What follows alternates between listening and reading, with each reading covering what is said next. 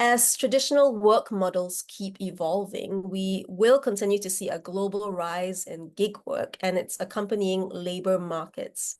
Beyond the appealing promise of autonomy and flexibility, it takes an adept navigation of challenges ranging from financial management to fast learning in order to survive the gig economy. Many organizations are now re-examining workforce strategies with an innovation-skewed outlook that enables the filling of critical leadership roles with interim or fractional leaders. And today we explore this exciting topic, from both sides of supply and demand, together with Emily and Sanjeev. So actually, first, let's clarify some definitions. How would you distinguish freelance or gig work from fractional work and consultancy? Perhaps, Emily, would you like to kick us off? Yeah, sure. And thank you so much. This is one of my my pet topics on LinkedIn, and I spend a lot of time with, founders and HR folks, kind of working through this, evolution of kind of options of engaging with experts. So there's a number of ways. I love to think about it almost as a ESAS model, right? Expertise as a service. So we've got SaaS as a service and various other models, but I love the idea of expertise as a service. And there's a number of ways that organizations can engage with folks like me, right, who consider themselves, I guess, opportunistic. I do both fractional, interim consulting, and have been a permanent employee. But to get into your question of like how to really define them, I guess there's a number of things. It's how you engage, right? So in terms of whether it's an invoiced opportunity or an employed opportunity, it's the amount of engagement. So it's whether it's full-time, part-time, ad hoc hours. And then there's also the mindset of the individual. So are they an internal mindset or an external mindset? So if we think about, everybody understands an employee, a full-time paid employee. Okay. If you take that one step back, I guess the next rung down from a full-time paid employee would be an interim. That's a role that's defined by the organization. It sits on the organization chart, but the reality is that's a fixed term opportunity. And quite often for long-term absence, maternity leave, sickness leave, or while the organization is looking for a permanent person, they'll put somebody in there interim. So it's a full-time fixed term option. So that's your interim model. Then your fractional is, and quite often my fractional clients are organizations that think they need a CHRO. They're just stepping up from having HR as a reactive function within the business, and they're thinking, oh, we need a little bit more support at the leadership team level, but they're not quite ready to fully engage a CHRO or hire somebody on a full-time basis. So fractional tends to be a little bit longer term. Often part-time. So I think all of my fractional roles have been part-time because the organization either doesn't have the budget to pay me on a full-time basis, or because there's just not the scale of work yet. But the mindset is very internal, right? So the same as an interim or a permanent employee, I consider myself an employee of that organization, often with their email address. I represent them as, part of their organization and sit on their leadership team.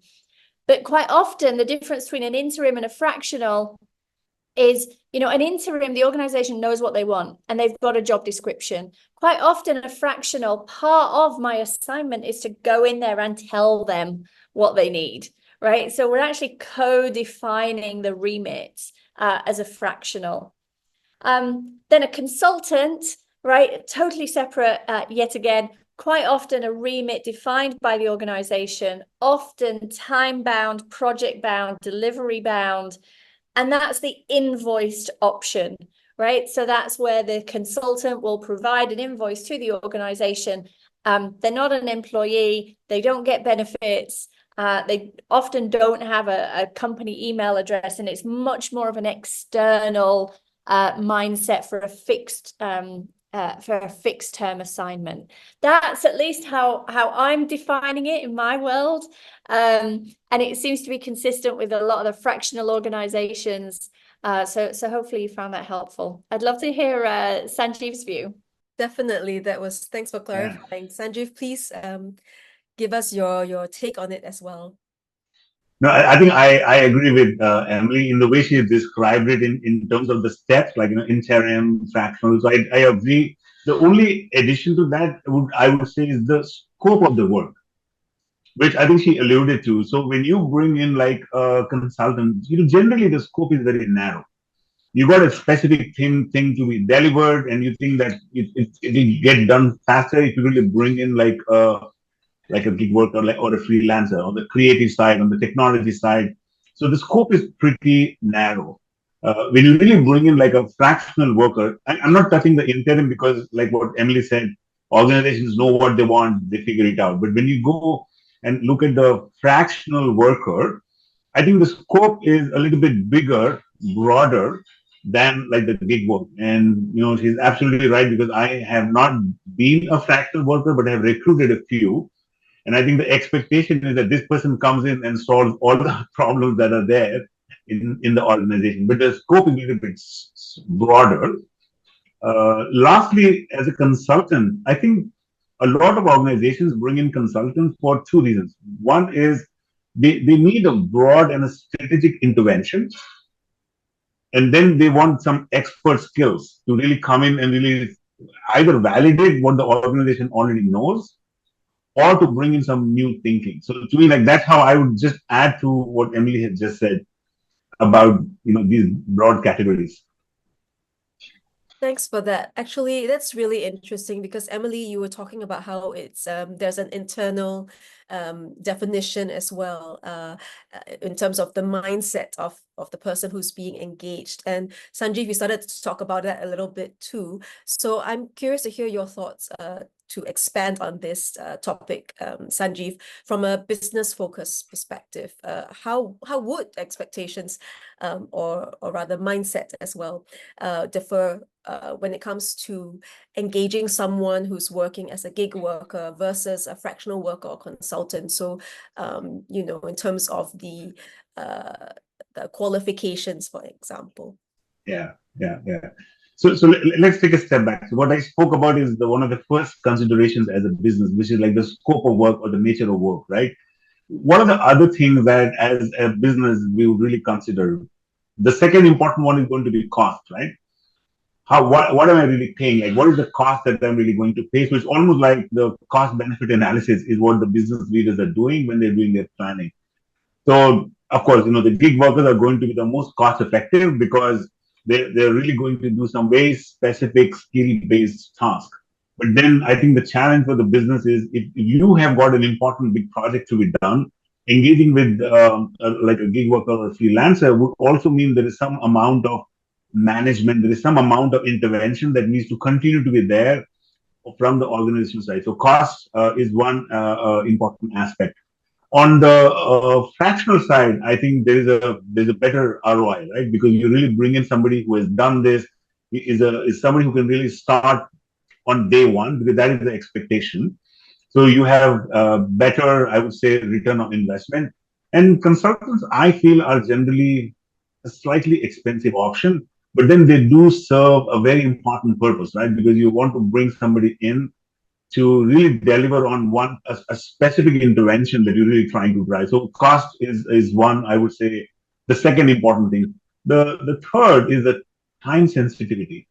How quickly you want to get things done. And I think we live in a world of instant gratification, right? We want like instant likes and stuff like that, but the business may not be that instant, but leaders are impatient, right? Because there's a commitment to the shareholders, there's a commitment to employees. So sometimes they are really rushing.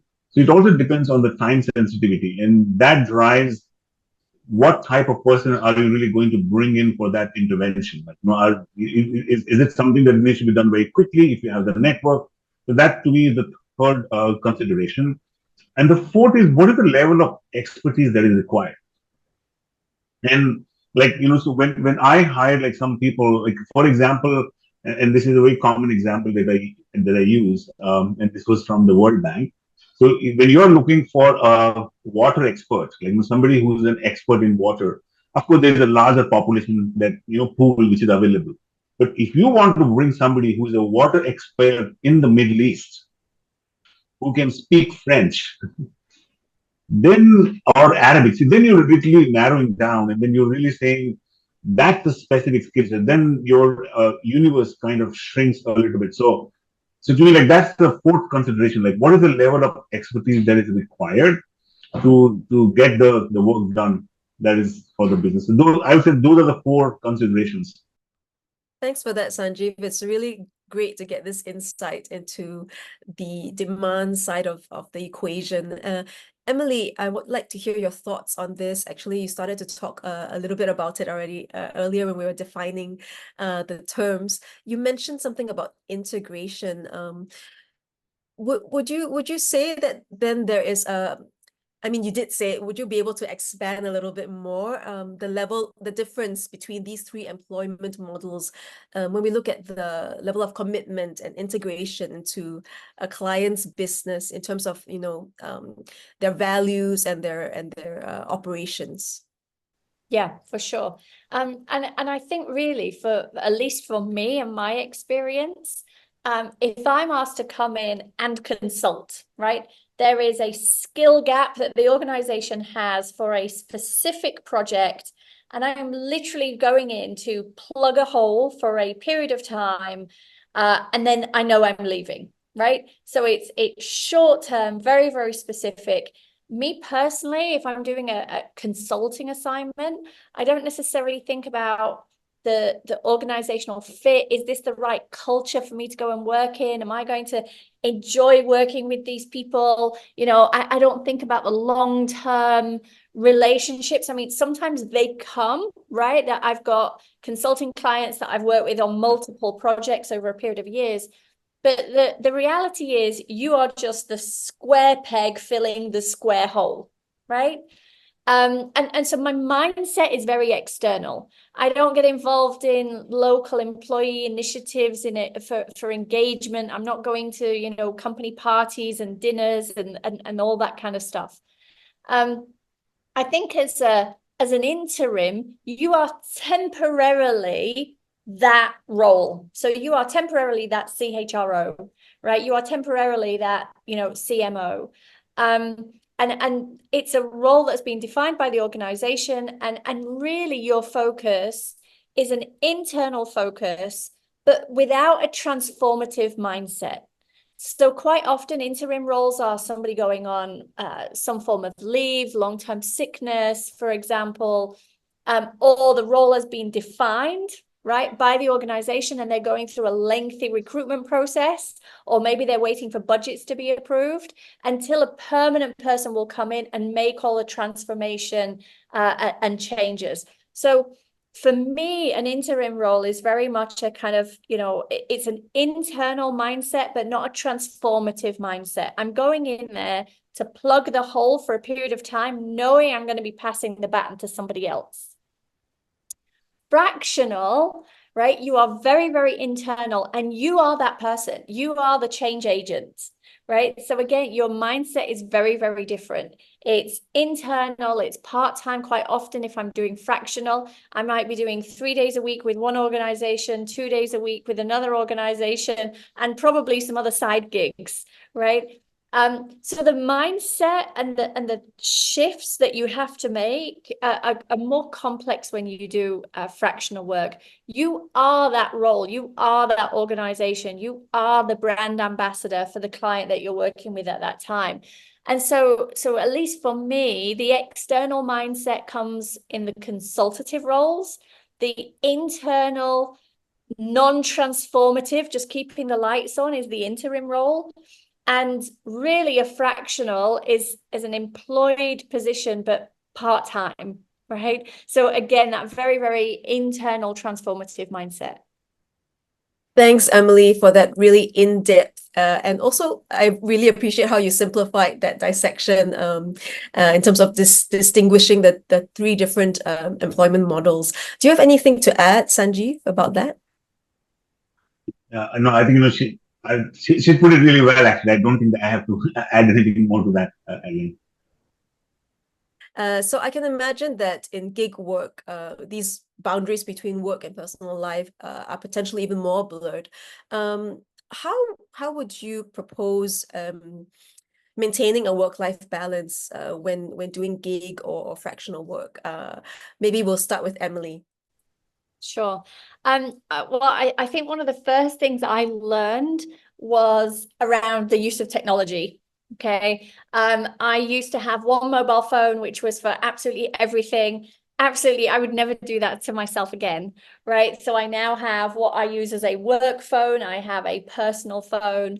Work emails are not on my personal phone. I keep it very, very separate. I'm also very clear with my clients in terms of what the expectations are.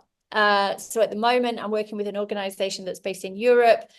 Generally during the day, I'm not keeping an eye on emails because they're not online. And really, it's once my kids go to bed, we talk about work-life balance. For those of you in Singapore, I'm taking a little bit of a breather at the moment because I have twins going through the primary school examinations, the PSLE examinations. So at the moment, working fractionally for a European company is perfect for me because I can be with the kids all through the day, supporting them with their exams and ferrying around between, various tuitions, and then kind of come online once the children have gone to bed, and be more focused on, work. So my tips would be around technology, email addresses as well. So I don't do as many consulting gigs these days where I'm external.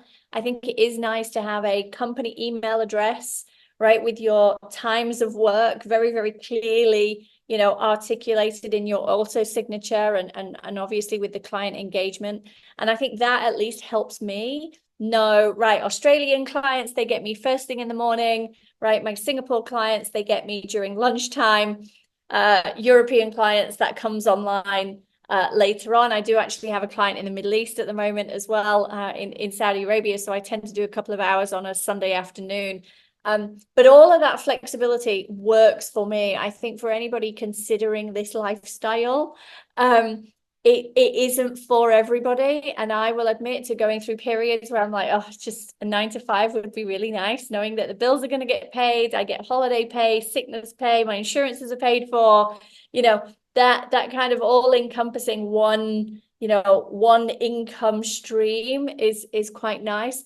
The fractional interim or professional interim world is not like that at all. You are effectively a business. You are expert as a service, is how I refer to it.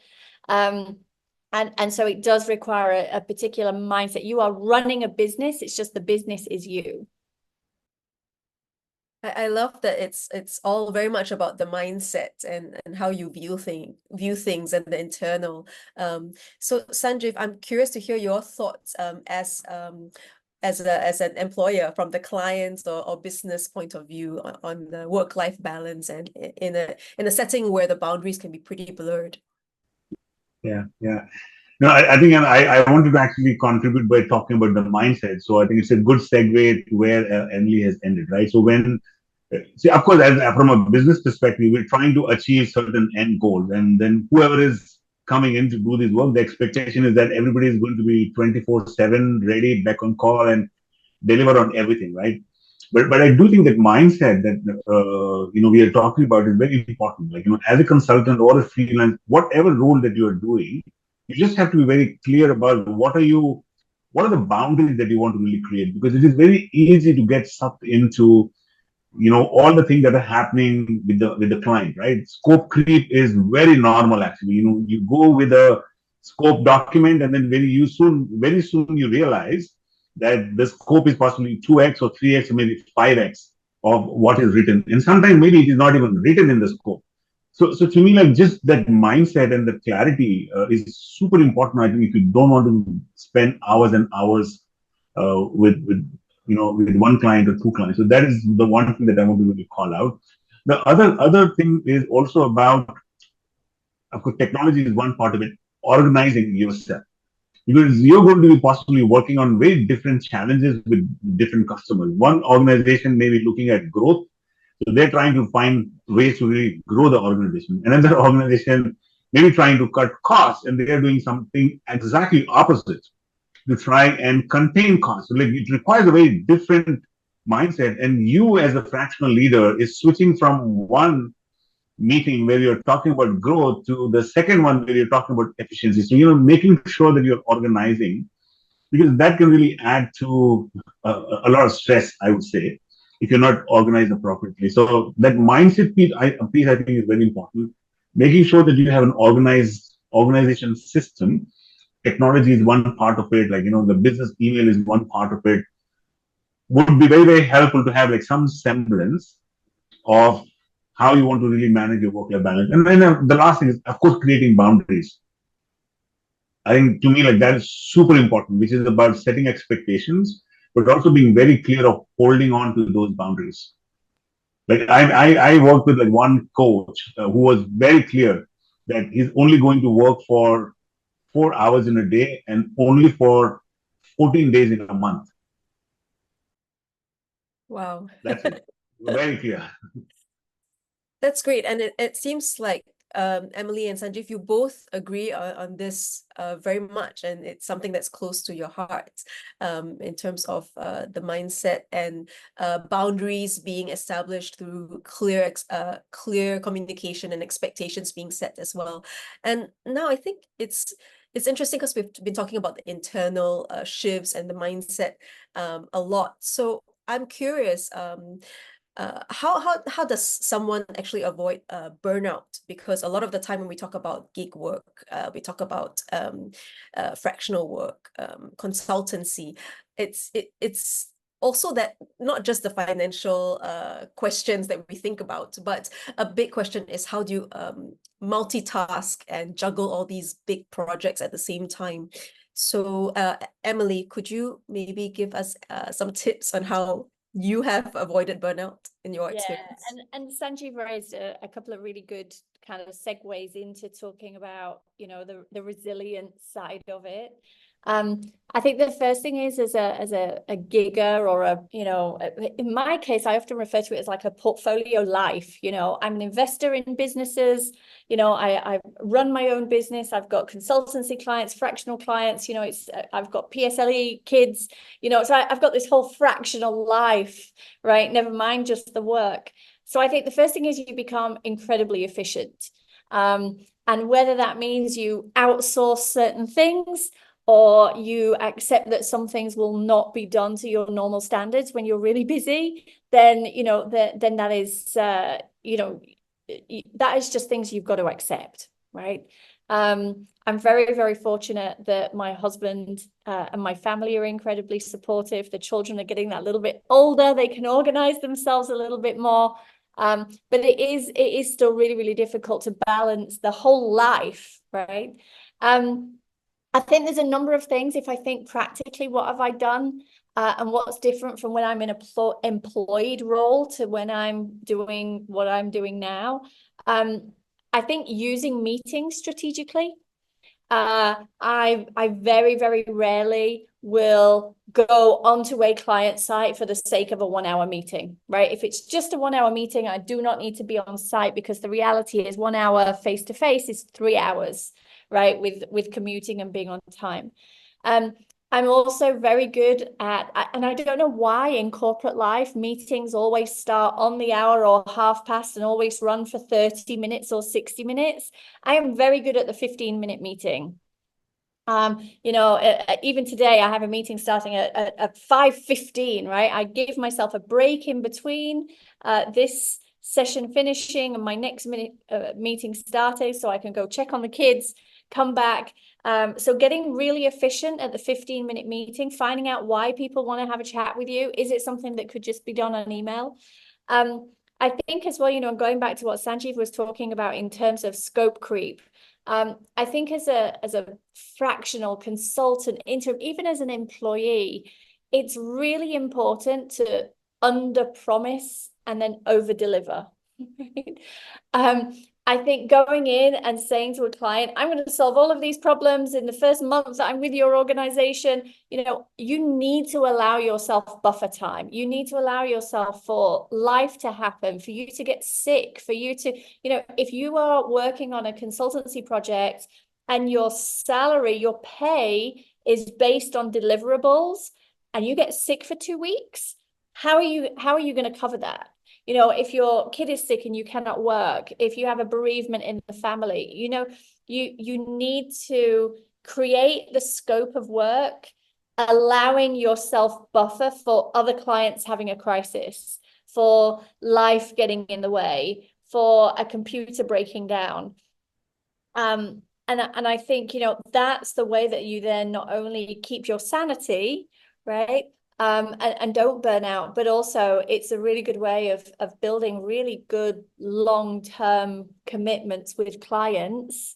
It's not unknown for me to actually have completed a piece of work and keep it in my inbox for 24 hours before I send it to a client, because I told them 48 hours and I don't want to deliver in 24, because that then sets the expectation that they're going to get the next piece of work early. So I think it's just really, really key to keep that balance of, the commitments that you make and actually the delivery that you undertake. That's really interesting, Emily. Thanks for sharing these strategies with us. And I'm hearing a lot about, and I'm sure Sanjeev would agree as well. I'm hearing a lot about optimization and prioritization. Sanjeev, anything to add on this as the client, as the employer in the situation?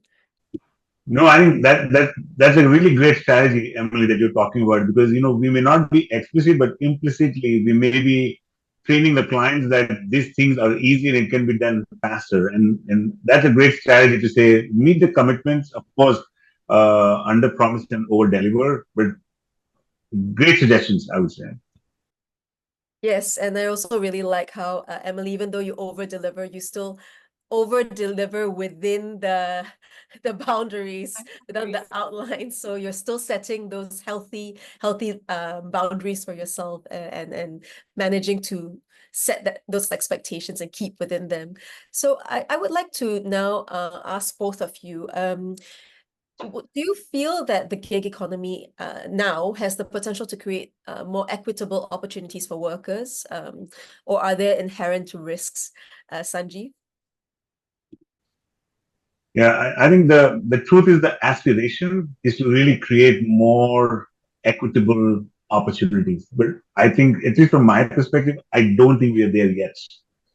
I think there are a lot more risks, I would say, when you're getting into the gig economy, because I think some of the things that were discussed on the call just now, right? Your assured income. Somebody spoke to me almost as like a drip. Like you get used to that drip coming in every month, and then you're no longer going to have like the flexibility. I've got several of my friends who are in this situation, and then they really talk about periods of time when they know budgets are going to be difficult for organizations. So there's a lean period, and then a period where they don't have enough time to meet all the needs. So I do think there are inherent risks, but I think things are really getting better. If you really look at the way the numbers are changing, I was looking at some of the numbers. Like in the US, almost 16% of the US adults have indicated that they have earned money through an online gig opportunity, so to say. So things are changing, if you really think about this. Also, there is greater acceptance or acknowledgement by organizations that they will not have all the skills that they need within the organization. So to me, like, there is definitely things that are changing, but I still think that there are risks that you have to be really mindful of, and which is where I think you got to be prepared, right? You got to really make sure that you're honing in your skill set, you're building on your relationships, you're out there demonstrating the expertise that you are bringing in, just so that you are increasing your surface area of opportunity. The bigger the surface area of opportunity, then you are in control of picking up the gigs that really suit you. In fact, the one thing that the pandemic has taught us is our ability to work across the world. Emily, you're talking about travel to meet a client, but I think I work with experts who are, all the way in a completely different time zone, so to say, which for a gig worker, it means that you can pick up gigs not only in your zone, but any time zone. So yeah, while there are risks, I would say there's definitely a tremendous opportunity that is opening up. Absolutely. Emily, anything to add? Yeah, I think, when we specifically look at diversity and inclusion, we look at folks who are maybe, not anybody that is slightly different. Let's just go that way, right? So how do we include anybody that is slightly different? I do think the gig economy allows, if you think about people that are housebound or undergoing treatment and are not able to do a 9 to 5 Monday to Friday in an office, I think it definitely provides opportunities. I think the fact that, and in Europe, having a 6 month, 12 month, and in some cases up to 2 years parental leave policy means that the interim and fractional market is much more developed. I was doing 6 month, 12 month, maternity covers, 20 years ago.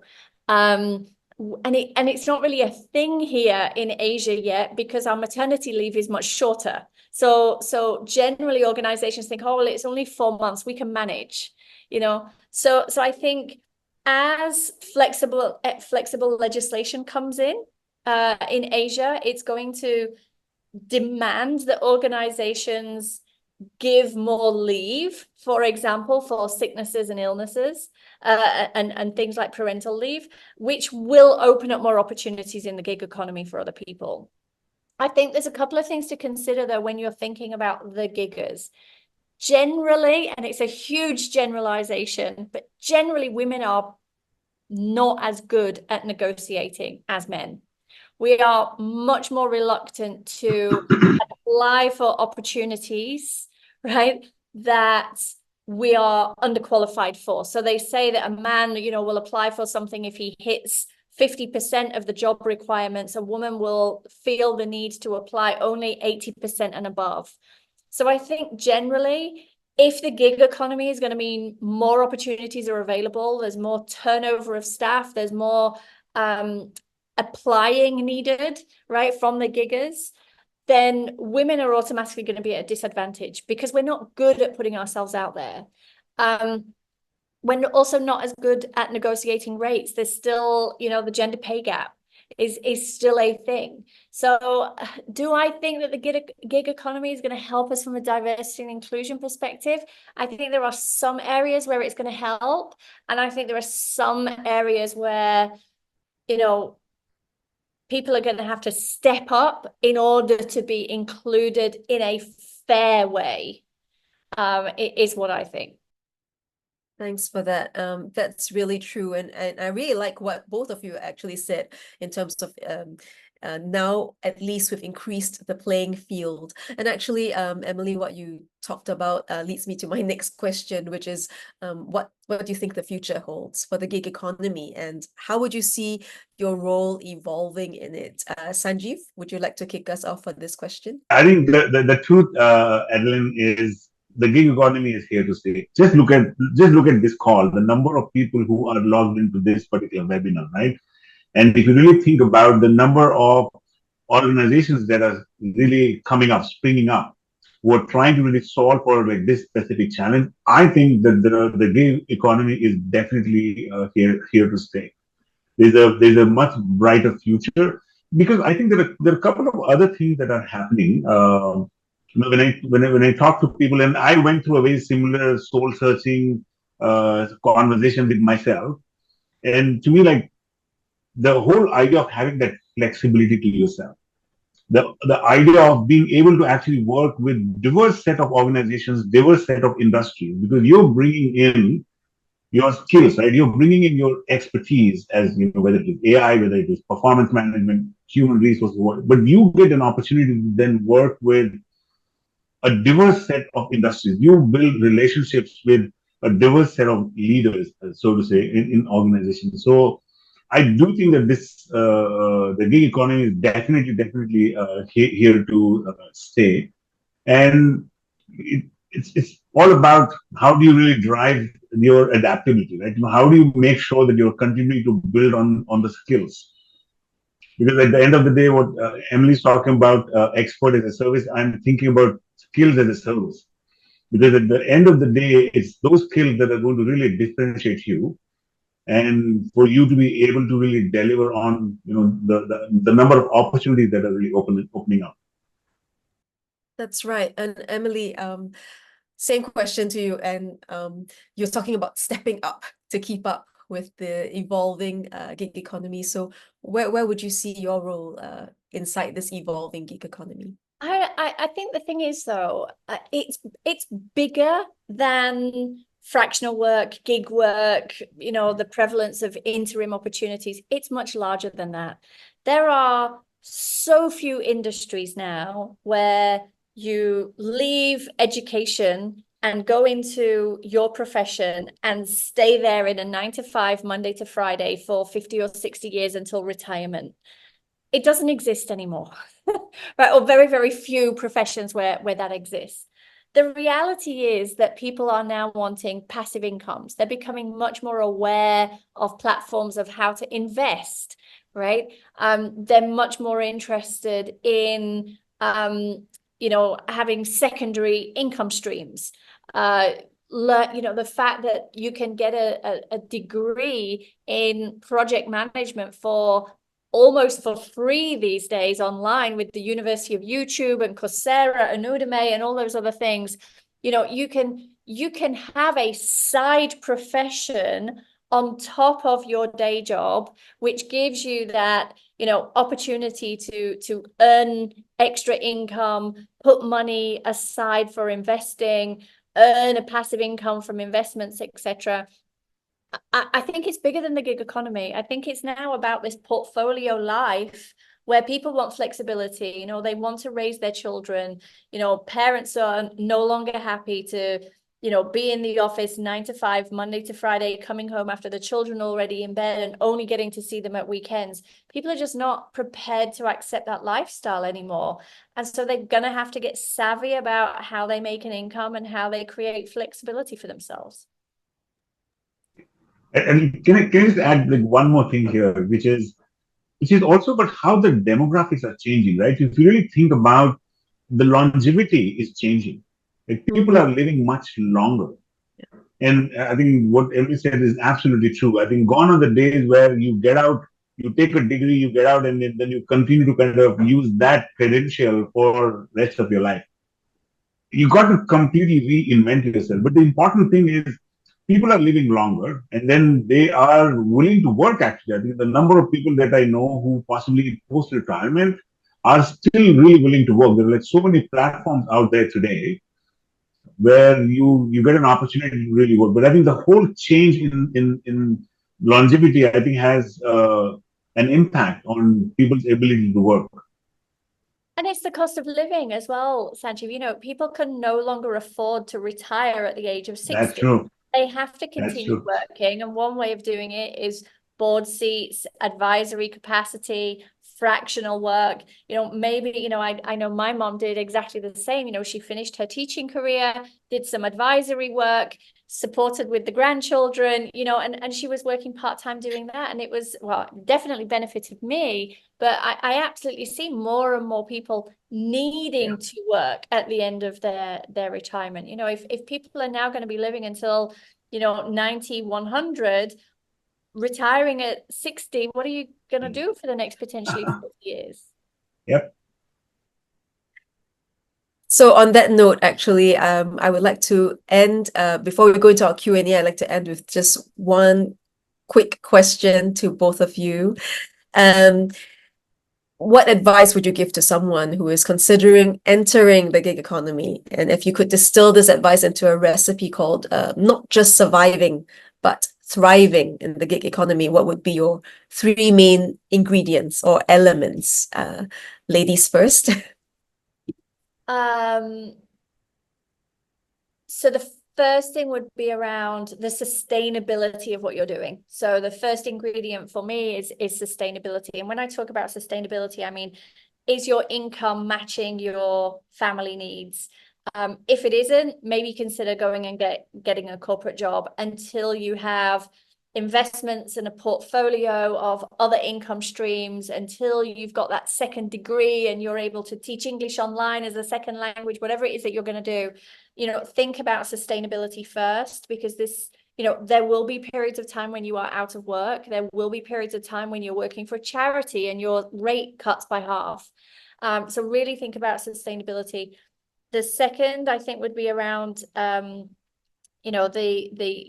under promise and over deliver, right? In terms of managing your scope and managing your resilience levels. And the third ingredients would be technology, right? Using technology wisely. Don't be becoming a slave to face-to-face meetings, and 15-minute meetings. Definitely 15-minute meetings. Yeah, I think in addition, I would say being adaptable, because that whole mindset of being prepared for what's going to come next is like super important. Like, just being very adaptable to whatever is coming your way, I would say is the first one. The second is like diversify. We have always, like, when you invest your money, your advice you get from your financial advisor is diversify your investments, right? You put it in commodities, in stocks, and in mutual funds, and in real estate. But I do think as individuals, because you are possibly the most important asset in your life, how do you diversify your skills? So you got to do what you got to do, at this point in time, but then thinking about the skills for the future, being connected to whatever is happening around you and where you find meaning and purpose. So diversifying yourself, I think, is a very, very important second point that I would say. And then the third is investing in soft skills. I think soft skills, I think I don't even like the word. We should literally talk about human skills, not soft skills, because those are the hard ones, actually. Because that is the third thing that I would say. Building your ability, your empathy, your curiosity and stuff like that. Those are super, super critical, I would say, to be successful in this environment. That's great. Thank you for your answers, and they both sound like really great recipes. And now it's time for our Q&A session with 12 minutes more to go in our session. Let's take some time for questions and comments from the audience. The floor is now open. Please raise your hand using the emoji and we'll call on you. And if you prefer, you may also type your questions in the chat box. Actually, I think we already have some questions since beginning the conversation. Let me go in chronological order. So Vidya asked, can we act in individual capacity, or do we need a registered business? I would assume this is referring to being entering the gig economy. So from my perspective, it depends obviously where you're based, right? So here in Singapore, if you have the right to work in Singapore, then so if you're a permanent resident or Singapore citizen, you can act as a freelancer and you can invoice directly and just submit your income at the end of the year. Personally, because of the clients I engage with and the type of work that I do, I chose from a limited liability perspective to actually set up my own PT Limited, so that I have some clients that will only engage with a professional organization, not an individual, not a freelancer. So for me, that's much easier. So I have my PT Limited. I can invoice and pitch to. So I think it depends on your jurisdiction. I think the things you need to consider are your ability to engage, your right to work in the legislation or in the jurisdiction within which you're based, and where your clients are based.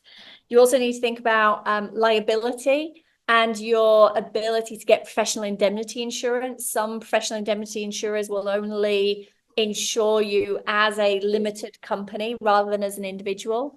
And then obviously you need to think about, where and how you're paying tax. So they're the considerations to have a think about. Was it Vidya? If you're going to be invoicing direct. Sanjeev, do you have anything to add on this question from Vidya? Would you have any recommendations? No, I think those are the right things to really consider. Your liability, the taxes, stuff like that Emily's already spoken about. So now we have another question from Lakshmi. Where can one identify opportunities? So Yeah.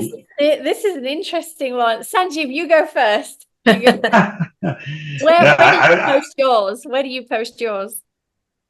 Yeah, bridge it all.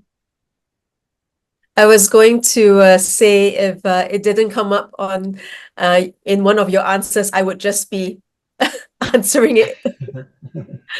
No, so again, bridge it all has been like my go-to, but I think there are so many platforms out there today. If you really just put in the word, I'm not going to name all of them because there are hundreds of them out there. But I do think if you really Google, that's one way of really finding those opportunities, right? There's a platform you can register yourself on those, and then wait and pray somebody reaches out to you. But I do think the other approach is to really try and building a strong professional network. But I also saw the comment from Change It All, also like positioning yourself as that particular expert. And I think LinkedIn is a great platform. So I think Twitter, like there's so many other social platforms where even you can really position yourself to attract the opportunity. But I do think that the second is the professional network. And I can tell you a lot of times when I need somebody, I call my network and say, hey, do you have somebody who can do communication? Hey, do you have somebody who can really help me with designing this one specific piece of work? It is really big, no? Because that reference goes a very, very long way. Because as a leader, when I'm thinking about recruiting somebody, I don't have the time to really try. If somebody says, you know what, I work with Emily, just go with her. I think I'm 9 out of 10 times I'm going to go with Emily. So what it means to the freelancer or the person who is looking for jobs is to make sure that you have those relationships, not when you need the job, but all the time. Yeah, I 100%. I would say 75% of my work comes through recommendation within my network. And that's a number of things. It's the network of people that I have previously worked with. It's also other giggers, other fractional. There are fractional organizations. If as a HR person, I have gone in and done projects and needed a finance person and a marketing person, and I've brought people in from my network. So I think there's a number of things. I think being as generous, right, to others and helping others is a great way of building your network.